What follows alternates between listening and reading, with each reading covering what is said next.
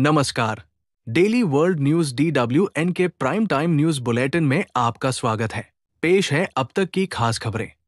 America ने Iran के Chabahar बंदरगाह से संबंधित प्रतिबंधों में दी गई छूट को वापस ले लिया है।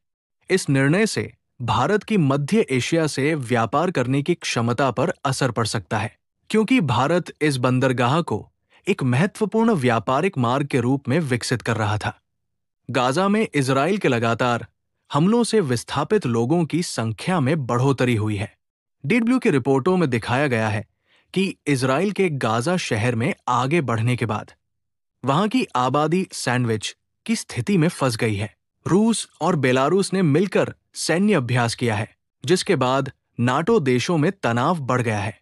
इजराइल ने साइप्रस में अपना बराक एमैक्स सिस्टम भेजा है, जिससे कतर के बाद तुर्की पर संभावित हमले की अटकलें लगाई जा रही है। अमेरिका ने संयुक्त राष्ट्र सुरक्षा परिषद में गाजा में युद्ध विराम के प्रस्ताव को एक बार फिर वीटो कर दिया है। इस फैसले की फिलिस्तीनी और अरब देशों ने कड़ी आलोचना की है। अफगानिस्तान में तालिबान ने विश्वविद्यालयों में महिला लेखकों की किताबों पर प्रतिबंध लगा दिया है।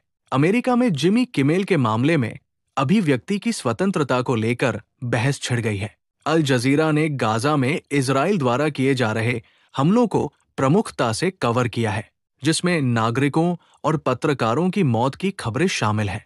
दिल्ली यूनिवर्सिटी छात्र संघ डुसू चुनाव में ABVP ने 4 में से 3 सीटों पर जीत हासिल की है। बिहार के बाद पश्चिम बंगाल में भी चुनाव आयोग द्वारा स्पेशल इंटेंसिव रिवीजन SIR की प्रक्रिया शुरू करने की तैयारी चल रही है। दिल्ली दंगों से जुड़े एक मामले में उमर खालिद की जमानत पर सुप्रीम कोर्ट में सुनवाई टल गई है। कई राज्यों में चपरासी जैसे पदों के लिए ग्रेजुएट और PhD धारकों के बीच भारी होड़ देखी जा रही है।